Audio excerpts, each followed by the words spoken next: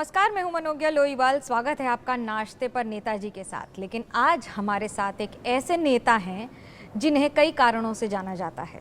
कारण हम आपको इस शो पर ही बता देंगे, फिलहाल नाम बता देते हैं। उत्तराखंड के मुख्यमंत्री पुष्कर सिंह धामी जी। स्वागत है धामी जी आपका। धन्यवाद। क्या है आज नाश्ते पर, ये तो बताइए उत्तराखंड की खासियत में। देखिए, ये जो आपने रोटी ले रखी है, ये रोटी हमारे यहाँ की मड़वा मिक्स रोटी है। मड़वा हमारा मिलेट है और मोटे अनाज में इसको अब तो खैर बहुत मांग बढ़ गई है। एक ज़माने में ये बहुत गरीब लोग ही केवल खाया करते थे। हमारे प्रधानमंत्री जी ने इस बार जो 2023 को मिलेट वर्ष के रूप में जो हमको मान्यता मिली, उसके कारण से हमने मिलेट मिशन यहाँ पर शुरू किया है। क्या राजनीति की रोटी सेकने के लिए ही यूनिफॉर्म सिविल कोड को लाया गया है कि चुनाव के पहले हमें उसका पूरा फ़ायदा हो जाए? देखिए, यूनिफॉर्म सिविल कोड हमारा बहुत देश की आज़ादी के बाद से हमारी पार्टी का प्रमुख संकल्प रहा है कि यूनिफॉर्म सिविल कोड लागू करेंगे। और जो 2022 में हम चुनाव में गए थे, उस चुनाव में हमने उत्तराखंड की जनता के समक्ष अपना ये प्रस्ताव रखा, हमारे प्रधानमंत्री आदरणीय मोदी जी के नेतृत्व में और उनके मार्गदर्शन में कि हम नई सरकार के गठन होते ही यूनिफॉर्म सिविल कोड लागू करेंगे, उसके लिए काम करेंगे। और हमने पहला डिसीजन वही लिया। और क्या बदल गया है यूनिफॉर्म सिविल कोड आने से? राज्य में क्या बदल गया? कि राज्य में बदलेगा, हमारी जो महिलाएं हैं उनको समानता का अधिकार मिलेगा, बच्चों की सुरक्षा होगी। जो बच्चे लिव इन रिलेशनशिप में पैदा होते हैं उनके भविष्य सुरक्षित होगा, बुजुर्गों की भी सुरक्षा होगी। क्या ये इसलिए नहीं लाया गया है कि एक धर्म विशेष को या मुसलमानों को परेशानी हो इससे, या फिर उनके खुद की जो फॉलोइंग है, रिलीजियस फॉलोइंग, उस पर आपत्ति उठाने के लिए कानूनी तौर पर? नहीं, देखिए, ये किसी को टारगेट करने जैसा कोई बात नहीं है। और बहुत सारी जो भ्रांतियां हैं, अभी माननीय राष्ट्रपति महोदया ने उसको हमारी स्वीकृति दे दी है, अपना अनुमोदन दे दिया है। और उसको हम लागू करने के लिए सारी जो तैयारियां हैं वो कर रहे हैं। उसके लिए हमने कमेटी भी बना दी है।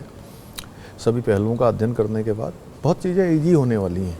ये इस प्रकार का संदेह नहीं होना चाहिए कि किसी को टारगेट किया जा रहा है या किसी के लिए, सबकी भलाई के लिए लाया गया है। विपक्ष ये सवाल उठाता है कि इन सब के आने से ये साबित हो जाता है कि धामी सरकार मुसलमान विरोधी है। देखिए, आप एक भी कोई मामला ऐसा बता दीजिए कि कभी हमने कोई इस आधार पर कोई कार्रवाई की हो कि कोई कौन किस धर्म का है, कौन किसका है। हम तो कानून को और व्यवस्था को मानने वाले लोग हैं। भारत के संविधान में जो लोग आस्था रखते हैं, जो संविधान को मानते हैं, कानून को मानते हैं, उनके लिए कहीं कोई हमने परेशानी जैसी कोई बात नहीं हुई है। बल्कि हमारे राज्य में तो बहुत शांति है, बहुत प्रेम पूर्वक रहते हैं लोग, एक दूसरे के साथ बड़ा भाईचारा है, आपसी सौहार्द है। देवभूमि में, बद्री विशाल में इस बार आने वालों के लिए क्या बदल जाएगा? देखिए, हर बार वहाँ पर चूँकि एक तो मास्टर प्लान पर तेज़ी से वहाँ काम हो रहा है। मास्टर प्लान पूरा होते ही बहुत शानदार दिखेगा, बच्चों के लिए भी, आने वाले लोगों के लिए भी अच्छी व्यवस्था दर्शन की भी होगी, वहाँ पर देखने की भी लिए व्यवस्था अच्छी हो जाएगी। तेज़ी से आपकी सरकार सुरंग बना रही थी, केंद्र सरकार भी, लेकिन सुरंग में जिस तरह के हादसे हुए उससे क्या सीखा है और क्या परिवर्तन कर दिया है उसके बाद आपने अपनी कंस्ट्रक्शन पॉलिसीज़ में स्टेट की? देखिए, ये तो केंद्र सरकार के स्तर पर ही माननीय प्रधानमंत्री जी ने सभी सुरंगें जो भी देश के अंदर बन रही हैं उसके ऑडिट का पहले ही निर्णय हो चुका है कि ऑडिट होगा।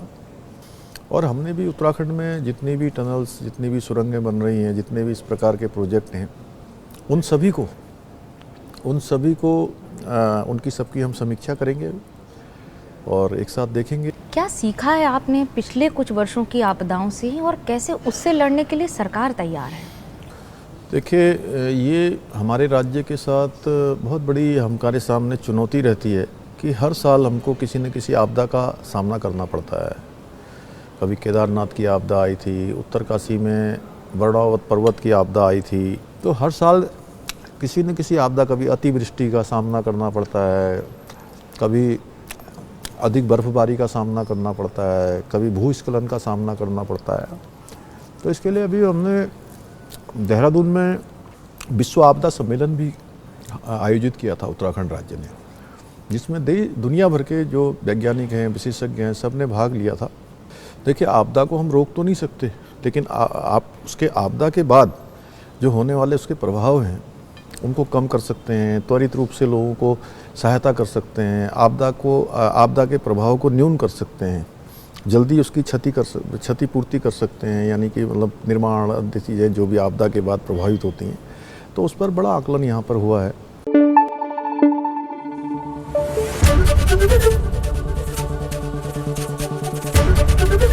एबीपी न्यूज़ आपको रखे आगे।